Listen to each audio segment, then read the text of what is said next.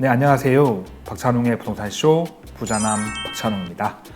거주주택 비과세를 받은 이후에 임대사업자에 등록된 주택을 마지막에 팔 때 양도세 비과세 받기 위한 2년 거주 요건도 상생임대로 가능할지 알아보겠습니다.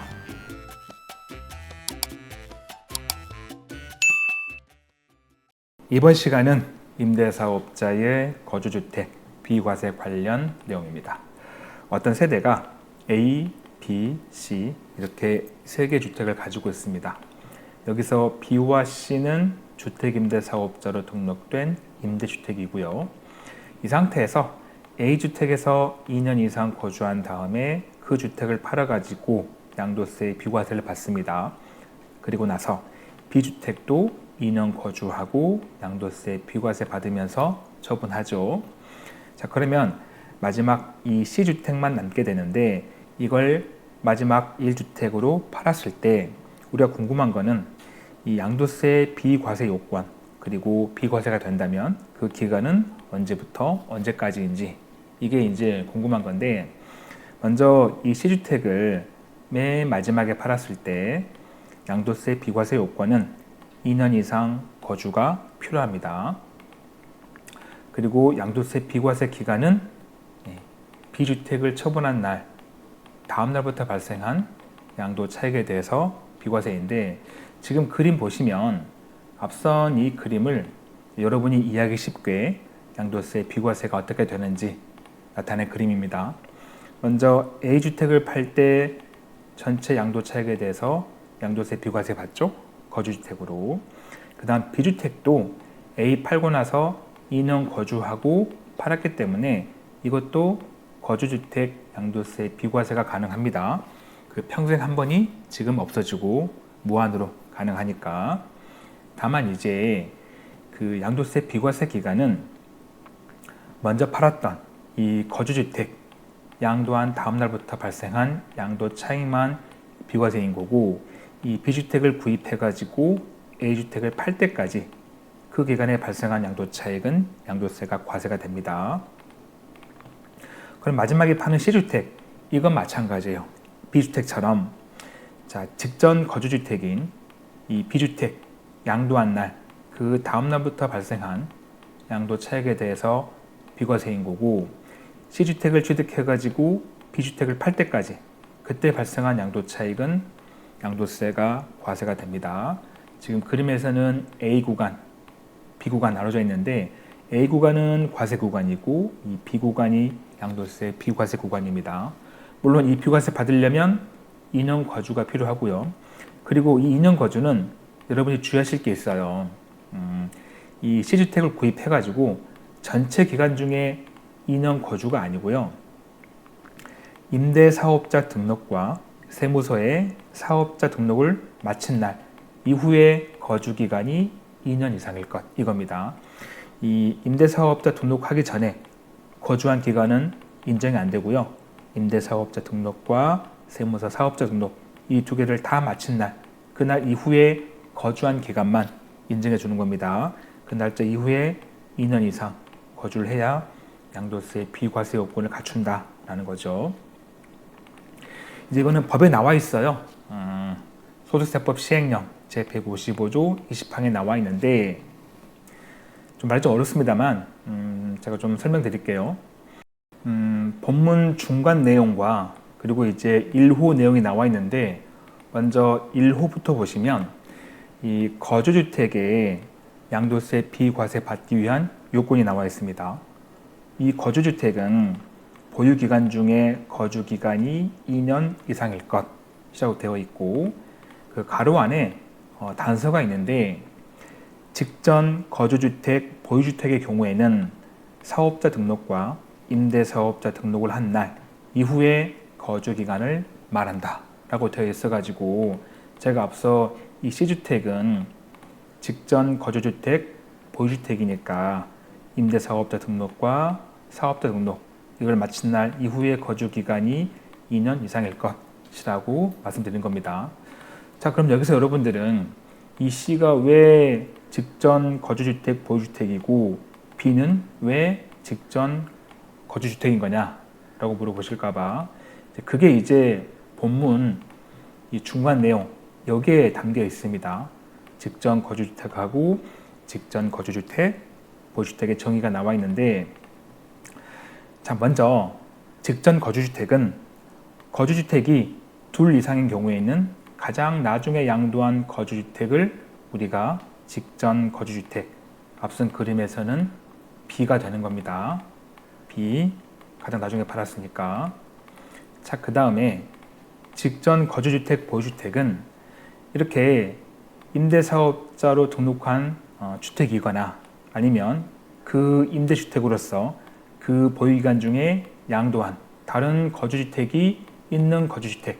자, 그러면서 이렇게 임대사업자로 등록한 사실이 있는 주택인 경우에는 그 주택 외에 다른 주택을 다 양도한 다음에 맨 마지막에 남아있는 해당 1주택. 자, 요게 직전 거주주택, 보유주택이라고 하는 거죠. 그래서 이 B는 직전 거주주택, C는 직전 거주주택, 보유주택입니다. 그래서 C는 다시 말씀드리지만 임대사업자 등록과 사업자 등록 이걸 다 마친 날 이후에 2년 거주가 필요하다 보시면 되는데, 자, 그러면 이렇게 등록한 날 이후에 2년 거주가 필요하다면 이 2년 거주도 상생임대로 충족할 수 있는 거냐, 이 문제입니다. 먼저 이 상생임대를 아주 짧게 설명드린다면, 일단 상생임대가 되려면 계약이 두 개가 필요하죠. 직전 임대차 계약하고 상생임대차 계약이 필요한데, 직전 임대차 계약은 임대기간이 1년 반 이상 필요하고요. 상생임대차 계약은 임대기간이 2년 이상 필요합니다. 그리고 상생임대차 계약은 직전 임대차 계약 대비 임대료 증가율이 5% 이내여야 하고, 이 상생임대차 계약을 체결해야 되는 기간도 정해져 있죠. 21년 12월 20일부터 26년 12월 31일까지 이 조건 충족해야 되는 거고요. 참고로 임대기간은 원칙에 따라서 1개월 미만인 경우에는 1개월로 인정합니다.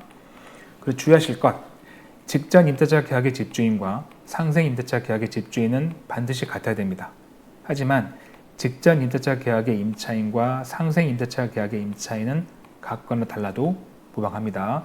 집주인은 반드시 같아야 되고, 그리고 또 한 가지 주의하실 것, 이 상생 임대차 계약은 26년 12월 31일까지 계약이 체결돼야 되는데, 그것뿐만 아니라 임대도 개시가 돼야 돼요.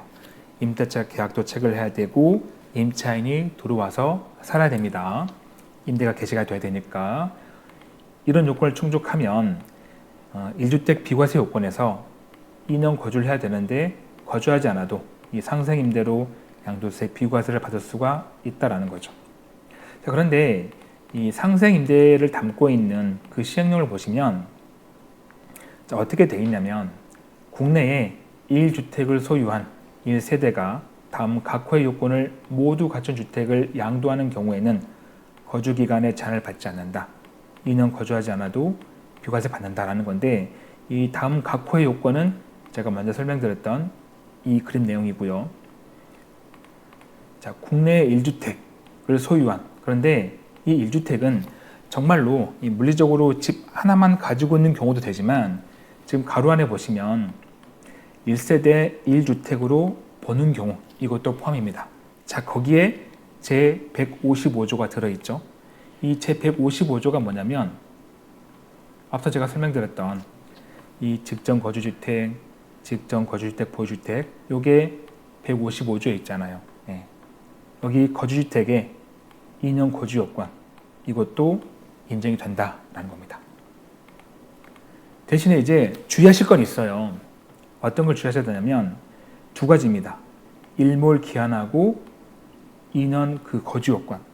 자, 일몰 기한은 뭐냐면, 현재 법령으로는 이 상생임대는 상생임대차 계약을 26년 12월 31일까지 체결해야 됩니다. 임대도 개시해야 되고. 근데 이게 만약에 더 이상 연장이 되지 않고 여기서 끝난다면, 자, 이날 때까지 이 상생임대차 계약을 체결 못하신 분들은 이제 상생임대로는 할 수가 없죠. 그때는 이제 실제로 2년 거주가 필요한 거고, 또 한 가지, 분명 이 법에서 2년 거주는 사업자 등록과 임대사업자 등록을 한 날, 그 날짜 이후에 거주한 그 2년, 이 기간을 말한 거기 때문에 상생임대도 이 요건도 어찌 보면 사업자 등록과 임대사업자 등록을 마친 날 이후에 이 요건 충족해야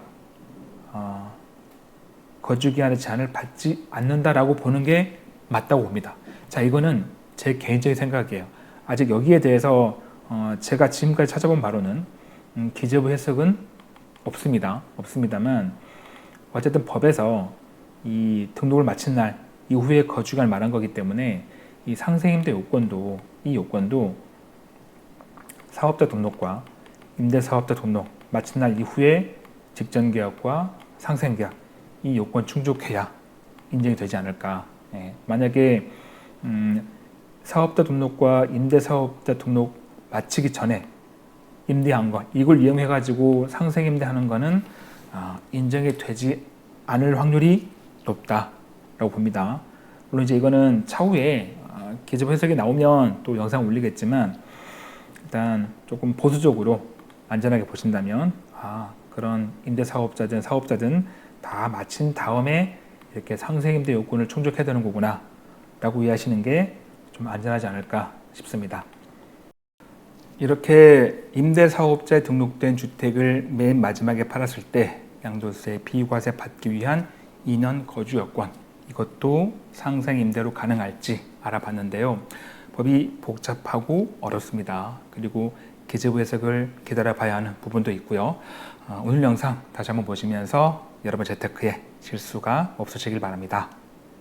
마무리할 시간입니다. 저에게 큰 힘이 되는 구독하기와 좋아요, 알림 설정 꼭 눌러주시고요. 저는 다음 영상에도 최선을 다하겠습니다. 고맙습니다.